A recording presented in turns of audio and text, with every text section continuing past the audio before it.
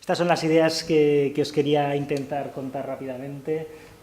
Por una parte, ¿qué es lo que llamaríamos gestión inteligente del territorio y de dónde viene una palabra tan sugerente utilizada en el contexto del territorio, ¿no? Las ideas y las razones que habría detrás y por qué nos parece interesante este tema, ¿no? Luego os voy a intentar contar un tema que es los cambios de ocupación del suelo en España. Esto ha habido... Es un informe que hicimos dentro del marco del Observatorio Sostenible en España, pues llevado en datos del Cornell and Cover, se acaban de actualizar, posteriormente Miguel Ángel os seguirá dando los datos más actuales y concretos de Asturias, porque los ha hecho él, seguramente. Pero bueno, pues también os voy a poner unas imágenes que van a ser muy relevantes, ¿no? ¿Qué implicaciones van a tener esto para la sostenibilidad? Nos centraremos en el caso de la costa, veremos qué escenarios puede haber para el futuro, hablaremos también un poquito de cambio climático a escala de España y unas conclusiones. Ni en 2 minutos podríamos ver, o sea, es imposible, ¿no? La idea de territorios inteligentes viene de un tal Alfonso Vegara, que es sociólogo, economista, y de alguna forma sí que intentaba incluir el tema de la sostenibilidad dentro de esta gestión del territorio, ¿no? Sí que hablaba del tema sobre todo de la globalización, es decir, ahora es muy distinto de hace 25 años, hace 50 años, y sí que vamos a tener que tener en cuenta el tema de la globalización, nuevas tecnologías, clústeres de excelencia, etcétera, etcétera, etcétera, ¿no?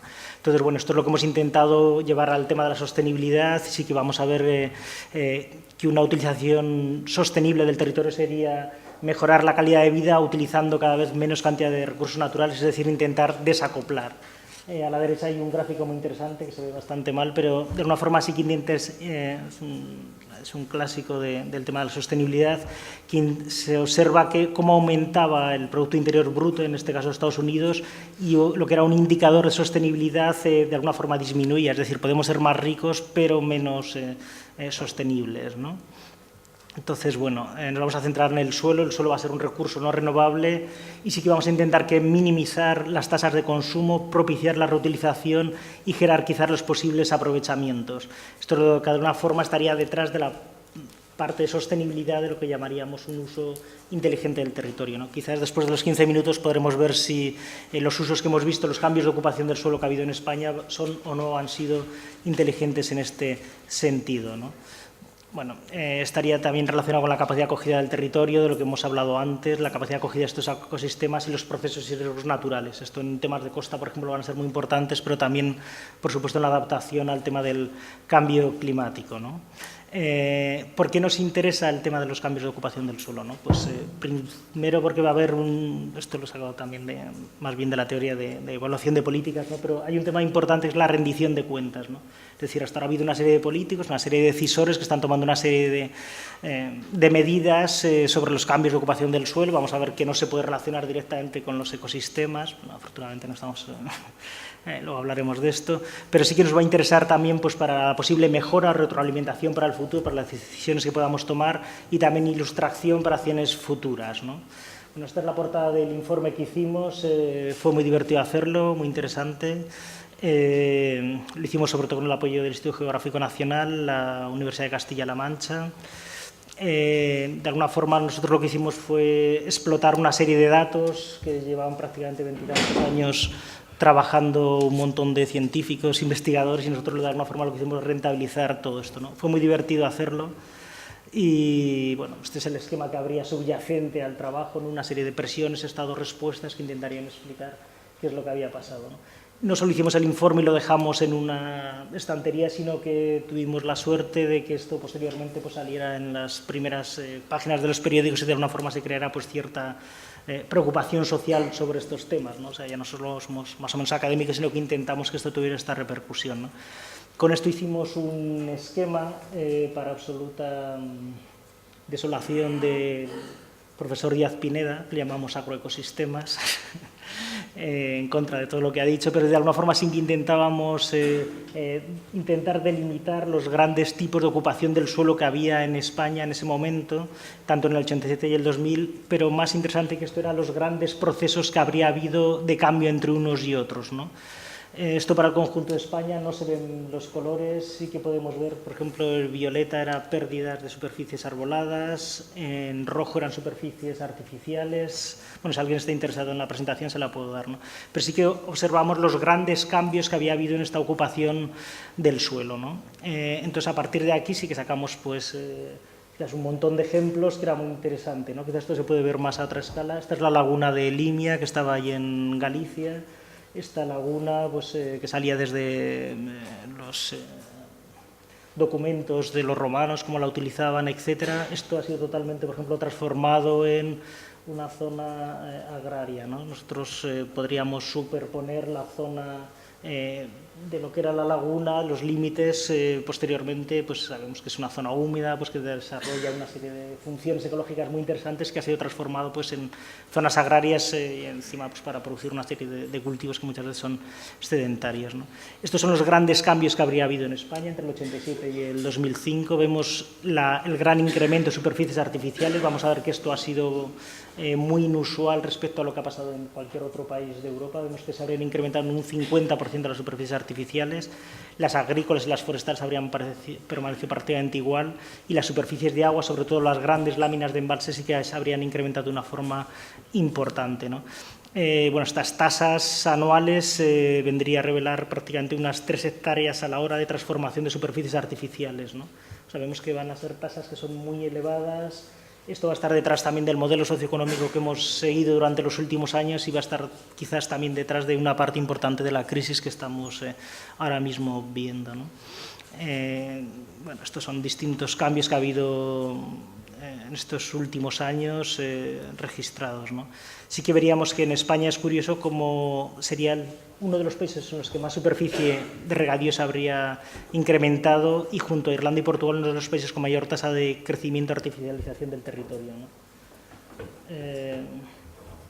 En el tema forestal es muy curioso, esto es importante, como ha habido grandes intercambios dentro de las zonas forestales. Es decir, la zona forestal prácticamente seguiría igual, pero por una parte estaría aumentando y por otra disminuyendo. Sería una especie de carrera de los hermanos Marx, que por una parte aumenta las superficies por colonización de nuevas zonas y por otra parte se están quemando y están disminuyendo las superficies forestales, ¿no?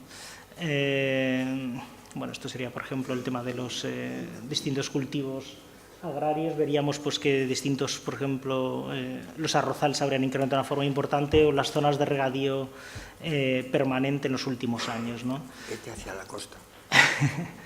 Esto es curioso, esta es una imagen de Murcia, veríamos entre 1964 y 2003, tomada en el mismo periodo. Ahora es que los colores no se ven, pero sí que quizás se aprecia, yo creo que se ve desde abajo, ¿no? Se aumenta cómo se están incrementando los regadíos, se han incrementado los regadíos en un entorno, ya hablamos de, en principio, de cada vez más escasez, ¿no? Esta imagen sí que la tenemos todos en la retina, pero sería, por ejemplo, las zonas del poniente almeriense, ¿no? Cómo se han transformado de una forma muy importante en estos años, ¿no? Estos serían cultivos de plástico. Si nos fijáramos con detalle, incluso veríamos algún tipo de campo de golf por allá abajo, ¿no? Esto serían otro tipo de regadío, esto sería la zona alta de la cuenca del Ebro. También vemos, pues, cómo se habría incrementado, ¿no? Bueno, zonas forestales, esto es un tema que es muy curioso. Estos son, por ejemplo, el gran incendio que hubo en Guadalajara en el año 2005, afectó a 13.000 hectáreas, prácticamente como una barbacoa. Tristemente famoso, no es de los mayores incendios que ha habido incendios de hasta 28.000 hectáreas, pero fue muy significativo por los 11 muertos que hubo y tuvo una gran repercusión, ¿no? Lo que sí que vamos a ver es que este riesgo tan elevado que se produjo fue sobre todo por la falta de gestión que había habido en todos estos pinares. Es un pino pinaster que arde de una forma muy fácil y que de alguna forma estaba muy poco gestionado, muy mal gestionado, ¿no? Entonces, de alguna forma, si queremos mantener estos bosques, seguramente habrá que realizar esta gestión. Bueno, aquí sí que veríamos grandes incrementos y decrementos de la superficie forestal, como os comentaba antes de los hermanos Marx, de cómo si aumentaría por una parte y disminuiría por la otra la superficie forestal, ¿no? Estos son unos peinados, por ejemplo, que hemos sometido aquí a la superficie forestal, un sitio concreto. Esto es un campo de golf. Cuando se habla de los campos de golf como superficie natural, pues seguramente habría que matizarlo mucho, ¿no? Bueno, estos son los puntos, no están hechos a escala, pero sí que se verían incrementos y pérdidas de superficie forestal, ¿no? Bueno, zonas húmedas, también veríamos cómo se han transformado, pues, importantes zonas húmedas, en este caso en concreto en arrozales, ¿no? Bueno, voy a ir rápido, pero sí que veríamos como en Europa, por ejemplo, el incremento de superficie urbanizada respecto a la población es mucho más escaso que el que habría habido en España. Entonces sí que estamos viendo que estamos haciendo un uso muy masivo del territorio, ¿no? Esto es Madrid, de donde hemos venido esta mañana. Estos son distintos periodos de tiempo. Es muy curioso esto, porque empieza la M20, la M30, la M40, la M50, o sea, creo que esto es algo absolutamente... De alguna forma, mayor oferta va creando mayor demanda, ¿no? Pero esto es un tema que es muy curioso. Ahora lo veremos cómo se puede relacionar esto con otra serie de problemas ambientales que vamos a ver, ¿no? El tema de la congestión ahora mismo allí pues sería bastante problemático. Sí que veríamos que el proceso sería prácticamente irreversible de incremento de superficie artificial, el incremento también de la ciudad continua respecto a la ciudad, discontinua, mucho más importante respecto a la ciudad compacta, tradicional, etcétera. El aumento de las infraestructuras, de esto lo vamos a ver también aquí en Asturias, y también estaría muy relacionado pues, con el modelo económico que habría detrás, ¿no? De un importante sector de construcción en el PIB, un consumo de cemento, construcción de nuevas viviendas, y bueno, esto estaría también relacionado con el tema de la costa, ¿no? Yo creo que esto no se ve, pero sí que estaría relacionado también pues, con temas que no tienen nada que ver, pero como el endeudamiento familiar, la carencia de vivienda de protección oficial. Bueno, parte de esto, estas ponencias son del señor José Manuel Laredo, esto lo decía él unos años antes de que estallara la crisis.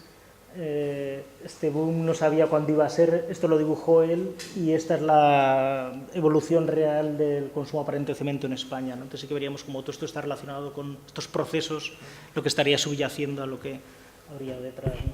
En distintas comunidades autónomas habría habido distintas tasas de superficie de cambio, ¿no? Pero bueno, vamos a ir rápidamente. Pero esto va a estar muy relacionado con el modelo de crecimiento municipal de viviendas, el modelo de transporte, el incremento de superficies artificiales, autopistas, infraestructuras, etcétera. Estos serían los datos de la Comunidad de Madrid, estos datos son de José Manuel Laredo también. Sí que se observa, por ejemplo, en el periodo entre el 55 y el 2005, cómo se habría incrementado la superficie artificial en lo que sería la Comunidad de Madrid. Sabemos las grandísimas tasas de intercambio tan importantes que habría habido, ¿no? Esto es la ciudad de Pamplona, todos podemos recordar una forma, no sé si no se ve muy bien, pero sí que se ve una zona más o menos feraz, de huerta, etcétera. Bueno, acabo ya. Y sí que veríamos cómo se habría aumentado toda esta... Se habría dilapidado de alguna forma un recurso natural como muy interesante, ¿no? Esto es otro modelo, por ejemplo, zonas de campos de golf, con sus urbanizaciones que vemos ahí atrás, sustituyendo un clima, una zona más o menos mediterránea. En costas, esto sería, por ejemplo, el ejemplo de Torrevieja, ¿de acuerdo? Vemos que es un modelo de ciudad absolutamente diseminada y que aquí estaría absolutamente construido de una forma muy laxa, ¿no? Y otro ejemplo distinto sería seguramente, esto sería Benidorm, yo creo que la tenemos también toda esta imagen, sería el 56, esto ya sería una imagen mucho más actual. Vemos ya los grandes rascacielos que ya darían sombra sobre la propia playa en algunos momentos. Aquí vemos unos pastorcillos que estarían en primera línea. Vale. Y esto sería otra. Entonces, cuando la discusión si es mejor la ciudad vertical o horizontal, pues cuando ves esto quizás no sabes qué es lo mejor, ¿no? Así que ninguna. Es un tema que podría dar mucho de sí, ¿no? Si esto es Barcelona, por ejemplo, cómo se incrementa la población respecto a los municipios litorales en el conjunto de España, sí que se vería en los últimos años con datos del INE que sí se ha incrementado de una forma muy importante lo que sería la población que está viviendo en el litoral. En Asturias es el único sitio que habría bajado, ¿no? Bueno, esto es Marbella, no vamos a dar más datos. Esto es la línea de 500 metros de costa de la playa. Veríamos que con estos medios, con satélites, etcétera, se podrían localizar totalmente. Y bueno, prácticamente podríamos pintar... Bueno, voy a acabar ya porque si no me van a echar de aquí, yo creo. Pero sí que se podría delimitar lo que sería el contorno de España con la construcción en los 500 metros de costa. Esto, gracias a Dios, no ha pasado aquí en Asturias, pero bueno, lo siguiente sería cruzarlo con el Google Earth y nosotros podríamos identificar todas las urbanizaciones, por ejemplo, que están dentro de este dominio público marítimo terrestre, o sea, de alguna forma. En algunos casos son propias construcciones, esto es el caso de Cantabria, no hemos traído ningún ejemplo aquí, pero propias construcciones o carreteras de la propia comunidad que están invadiendo este territorio, ¿no? Bueno, acabo ya. Si esto me deja. No. Bueno, esto está aquí, son extrañas.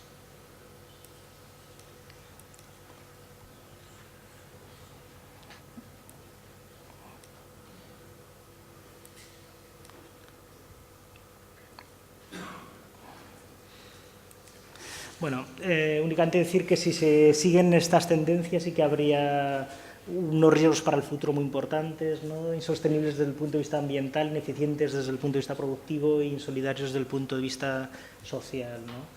Y entonces sí que habría que intentar cuantificar estos aspectos y medir todos los aspectos ambientales, intentar utilizar las mejores tecnologías disponibles, transformación de la información en conocimiento. Muchas veces lo que hace la universidad no se utiliza por parte de los decisores, ¿no? Y necesidad de rendición de cuentas a la sociedad, ¿no? Sí que existiría una serie de graves riesgos de insostenibilidad, como hemos visto con la inclusión del tema del cambio climático, con la planificación y, bueno, unos cuantos noticias del roto, ¿no? Para Asturias seguramente nos van a dar datos mucho más actuales, pero sí que veríamos el gran incremento que habría habido entre el año 2000 y 2005 de redes viarias, ferroviarias, también el aumento del tejido urbano discontinuo y mucho menor el tejido urbano continuo, ¿no? Algunas posibles amenazas quizás para el futuro y quizás para animar posteriormente la discusión serían el tema de plantaciones forestales masivas, falta de gestión agraria en muchas partes. Lo que veríamos es que si se deja de utilizar un prado, normalmente se va a transformar en zona forestal, etcétera. Reservas de suelo en catastro que pueden ser determinantes para nuevos años o ocupación de líneas en la costa, ¿no? Pero bueno, de alguna forma sí que habría alguna señal de esperanza, de alguna forma como Asturias, como uno de los patrimonios naturales más ricos, diversos, valiosos, acciones necesarias y responsabilidad de todos. Nada más, muchas gracias, la suerte.